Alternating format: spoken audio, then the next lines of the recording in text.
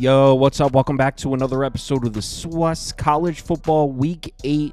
Got an interesting matchup here. Notre Dame on the road at Georgia Tech. Let's do it. Welcome to the SWUS.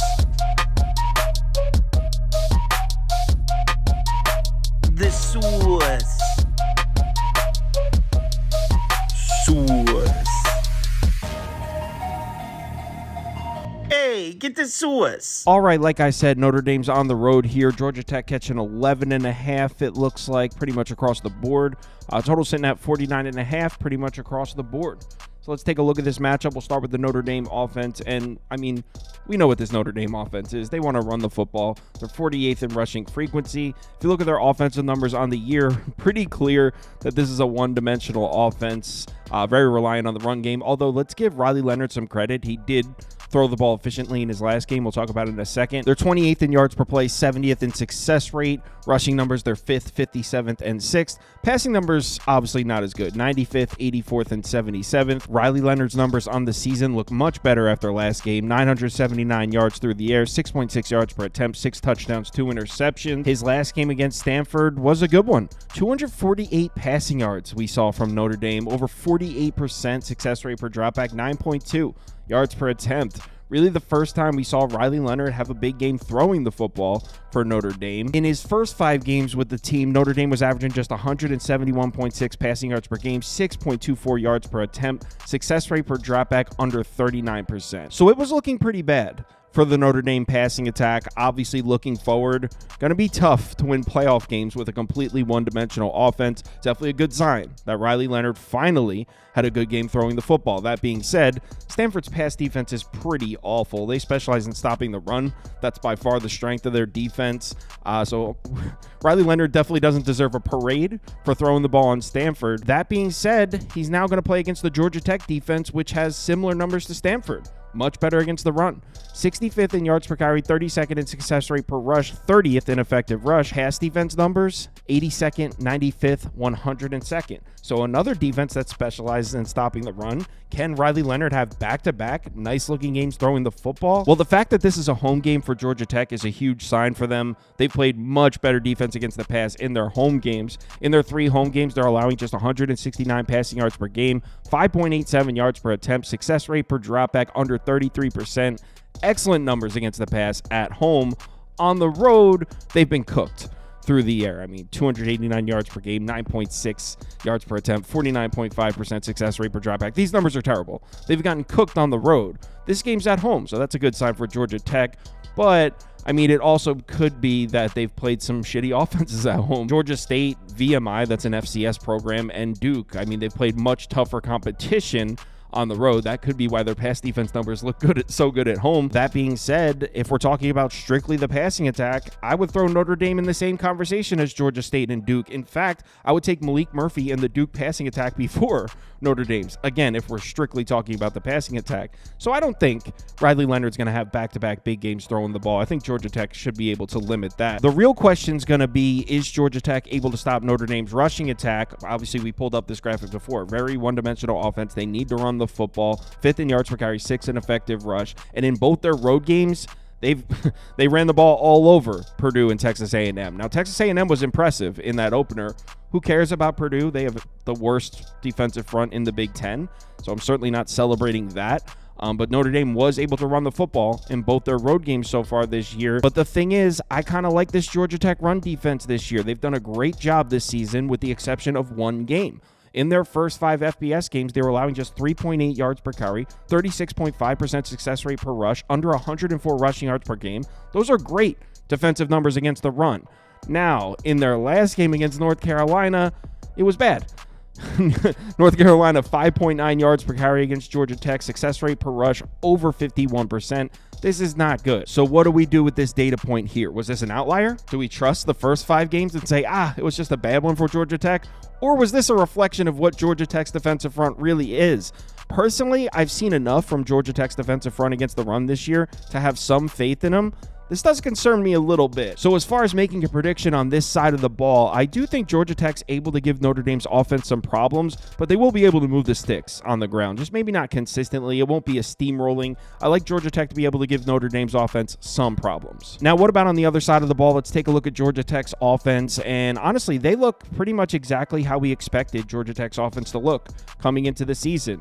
We knew this was going to be a run-heavy attack. We predicted this was going to be a top 25 rushing attack, and they definitely are. They're 36th in run frequency so far this year. Rushing numbers look great. In fact, offensive numbers across the board look great for Georgia Tech. They're 24th in yards per play, 11th in success rate, 16th in PPA. Rushing numbers, like I said, definitely a top 25 rushing attack here. 16th in yards per carry, 26th in success rate per rush, 21st in effective rush. Pass numbers look good too.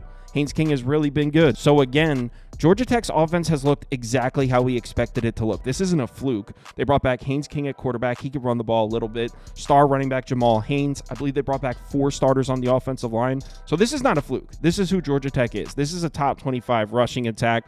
I mentioned Haynes King's been efficient. Passing numbers look great. Over 1,400 yards this year, 8 yards per attempt, 8 touchdowns, 1 interception.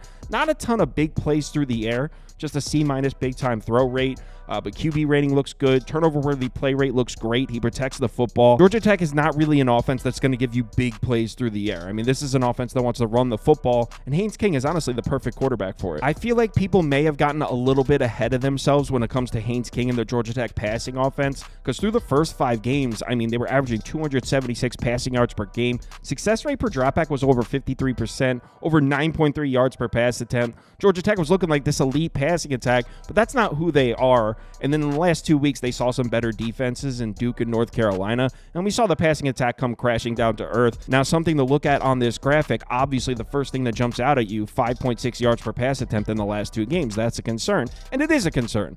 But success rate above 45% per dropback, meaning he was efficient. He didn't connect on the big plays, but this is a little more what I expected Georgia Tech's passing attack to be, not the huge plays. Obviously, these are not the best games, but they're not looking to dice your secondary up. That's not what Georgia Tech's trying to do. And honestly, I'm not sure if they'd be able to do that to Notre Dame if they wanted to anyway.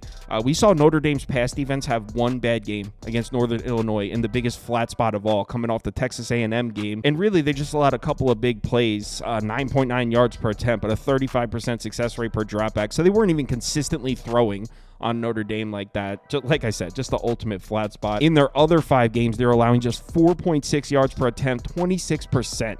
Success rate per dropback is elite, and it's not like they played nobody here. I mean, Purdue obviously is trash. Miami of Ohio, okay, a MAC program. But Louisville, Tyler Shuck's a decent quarterback. Stanford's got Ashton Daniels. He's okay.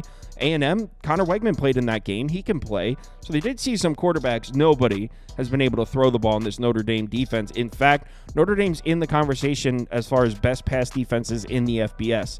6th in yards per pass attempt allowed, 1st in success rate per dropback, 2nd in effective pass. So yeah, I'd say expecting Haynes King to piece up this Notre Dame defense might be a little bit unrealistic. That being said, it's not the worst matchup, because one of the strengths of this Notre Dame defense is their pass rush. They're 17th in sack rate, 22nd in pressure rate. Georgia Tech's actually been excellent in pass protection. Haynes King has had all day to throw, 11th in pressure rate allowed, 1st in sack rate allowed. So maybe this Georgia Tech offensive line is just good enough. I mentioned before, they brought back 4 starters from last year. So maybe this offensive line for Georgia Tech is good enough to give Haynes King some time. No other quarterback against Notre Dame has had time to try to make throws on that secondary. So part of me thinks we might not even know how good that Notre Dame secondary is. Actually, that's not true. Connor Wegman had time to make throws in that A&M game. He just was horrible. He was just missing targets left and right. So maybe Haynes King is able to make some plays. Personally, I don't think it's going to happen, but there is an angle there. Look at his splits when given a clean pocket. I mean, A+ QB rating, A+ turnover worthy play rate. He's been excellent when given a clean pocket. So maybe if Georgia Tech can keep him protected, he's able to make throws.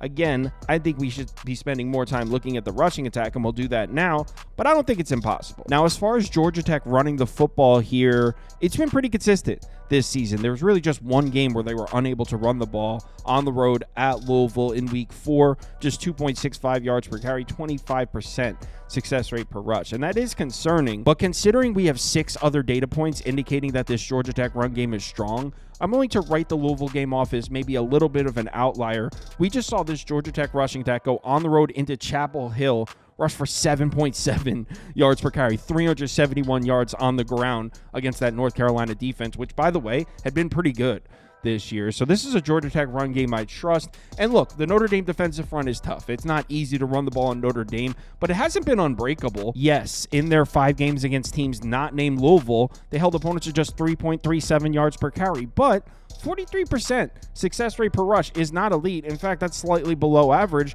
And then the Louisville game, Louisville rushed for over 5 yards per carry on Notre Dame, 42% success rate per rush. So Louisville was able to run the ball on Notre Dame. You want to know who has a better rushing attack than Louisville? Georgia Tech. Rushing frequency, effective rush yards per carry. Every single one higher on the Georgia Tech side. They run the ball more. They run the ball more efficiently. Look, I'm not saying Georgia Tech's going to run the ball all over Notre Dame's defensive front. That sounds a little crazy, but I do think they're going to be able to move the chains in this game, which is why there's no way I can lay this big number with Notre Dame on the road. Probably going to be a little bit of a public dog here on Georgia Tech.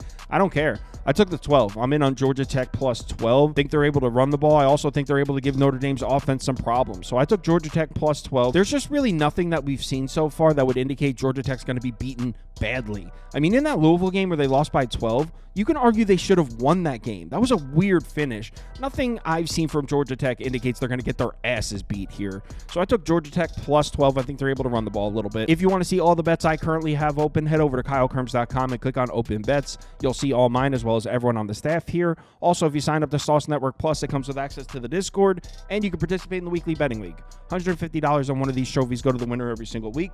So if you're interested, head over to the website and sign up. Let's have ourselves a nice college football week 8 live show Saturday morning, 10 a.m. up to kickoff. If you're able to make it, we'd love to see you in the comments. Let's have a good one. Later.